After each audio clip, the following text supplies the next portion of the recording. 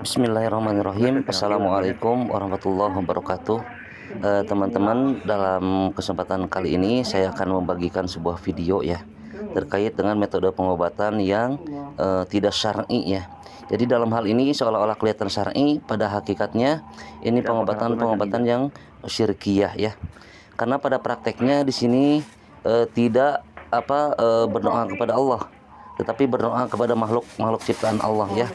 Nah, saya mengatakan demikian karena saya ini pengalaman pribadi ini ya, ketika mengobati keponakan yang katanya diganggu oleh gangguan jin sampai saat ini sehingga tidak memiliki jodoh gitu ya teman-teman. Silahkan nanti disimak ya teman-teman ya, disimak dengan baik-baik.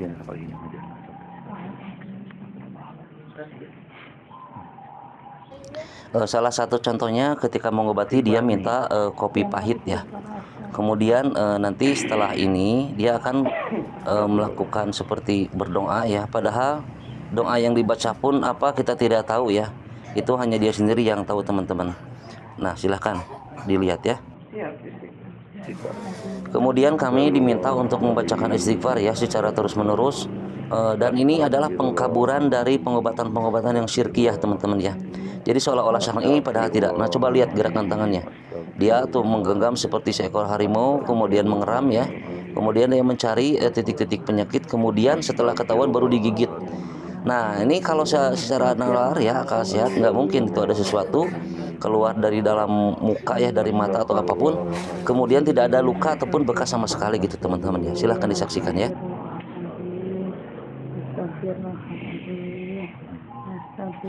Kemudian dia meneteskan sebuah minyak ya, atau mengoleskan sebuah minyak nih. Nah ini salah satu teknik ya, nanti supaya minyak ini nanti ketika dihubungkan dengan bahan kimia lain, dia itu akan mengeluarkan asap teman-teman ya. Nanti bisa dilihat ya, setelah ini dia akan pergi ke belakang. Nah kalau seandainya memang mengobati mestinya standby aja di sana gitu kan, diam ya. Nah nih, ini dia ke belakang. Nah entah apa yang dilakukan, cuma yang jelas ini triknya sudah dibongkar semua oleh pesulap merah ya teman-teman ya. Nah jadi ada tuh alat-alatnya tuh, sejenis bahan-bahan kimia yang ketika mereka beradu akan mengeluarkan asap. Nah kita saksikan lagi ya teman-teman ya.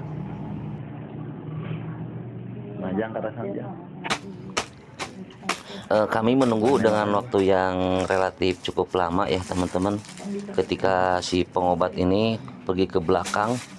Entah apa yang dilakukan ya, mungkin lagi persiapan ini mengaduk-aduk bahan kimia atau apalah. Intinya kami menunggu ya, sampai dia datang kembali gitu.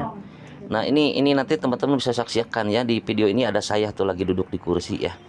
Ketika itu saya belum mengenal sunnah dan juga tidak tahu tentang ruqyah ya. Makanya saya katakan teman-teman, kalau melakukan pengobatan seperti ini teman-teman rugi ya, secara akidah rusak tuh saya yang duduk di kursi itu. Nah gitu, itu kakak saya yang perempuan juga sakit juga. Nanti ada videonya ya, kakak saya itu ada keluar benda-benda di dalam tubuhnya teman-teman. Nah itu saya yang lagi duduk tuh. Saya waktu itu takjub ya, saya bilang ini orang sakti gitu ya, orang sakti, dan saya mau berguru kepadanya. Tetapi nah sekarang aduh, mohon maaf nih ya, kalau ada ketemu saya ruqyah juga beliau nih. Insya Allah saya ruqyah kalau ketemu ya. Nah ini teman-teman ya, sekarang dia sudah datang lagi nih. Kita saksikan lagi video selanjutnya ya. Kita saksikan sama-sama teman. Nanti di belakang ke kodam dan itu aja nak. Oh, kau, kau dia kan. Bentar kau. Dong bentar, Bentar sampai marah macam. Saya bisa nanti. Nah, gitu.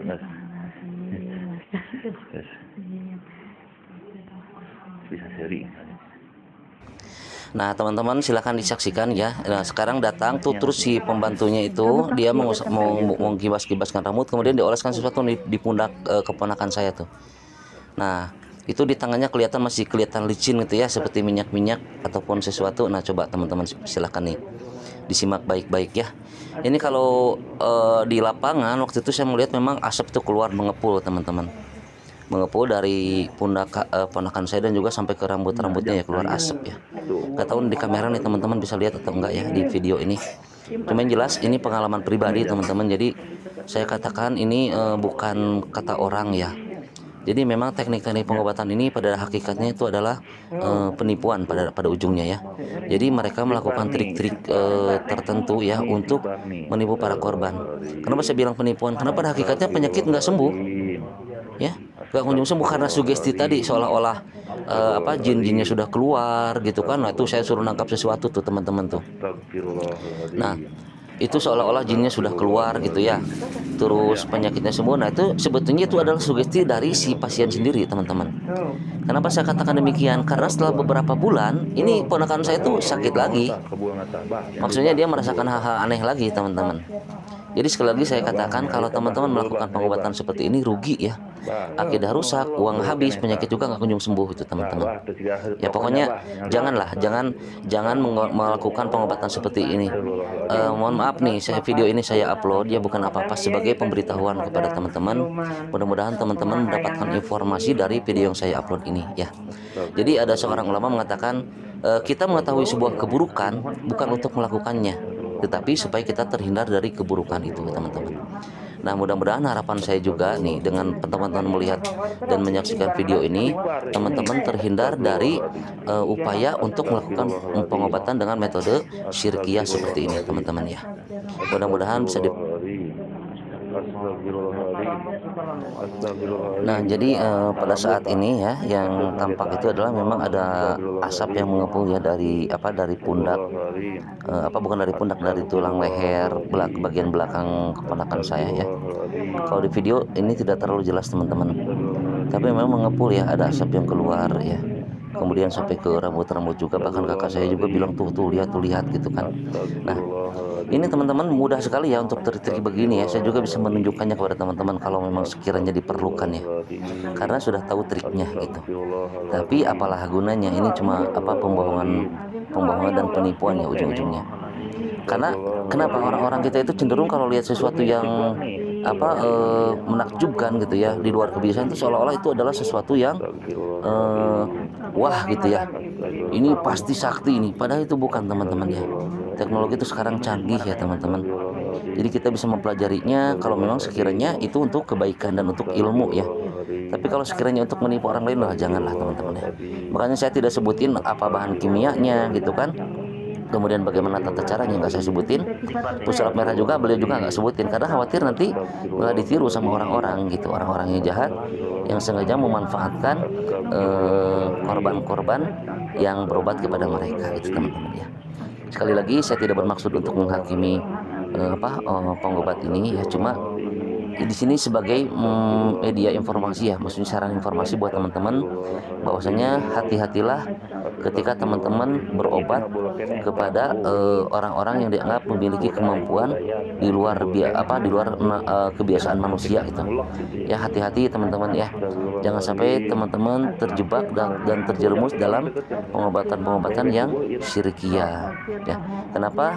Karena kita rugi banyak ya, udah akidah kita rusak ya, kita mempercayai dukun, kemudian uang juga habis, karena itu pengobatannya nanti akan berulang-ulang teman-teman ya. Nah jadi kalaupun kesembuhan datang itu hanya sesaat, dan itu pun hanya bagian dari dampak sugesti yang disebabkan oleh pengobatan-pengobatan tadi gitu ya, dari dalam diri kita sebetulnya. Nah kemudian yang terakhir adalah penyakit nggak kunjung sembuh gitu teman-teman. Jadi sekali lagi teman-teman bijaklah, hati-hati ketika mencari pengobat ataupun para medis ataupun bukan para medis ataupun peruqyah ya, hati-hati teman-teman ya. Karena sekarang ini banyak yang atasnamakan ruqyah tapi pada prakteknya syirkiyah ya, ruqyah syirkiyah. Sementara Nabi kita Rasulullah SAW beliau melarang ruqyah, itu ruqyah yang di dalamnya terdapat unsur-unsur kesyirikan. Kalau ruqyah syariah dengan membacakan kitabullah, insya Allah itu tidak apa-apa. Demikian teman-teman, semoga bermanfaat ya. Sekali lagi saya mohon maaf, saya bukan menjudge seseorang, tapi ini sebagai informasi dan bahan untuk kita renungkan bersama-sama teman-teman. Assalamualaikum warahmatullahi wabarakatuh.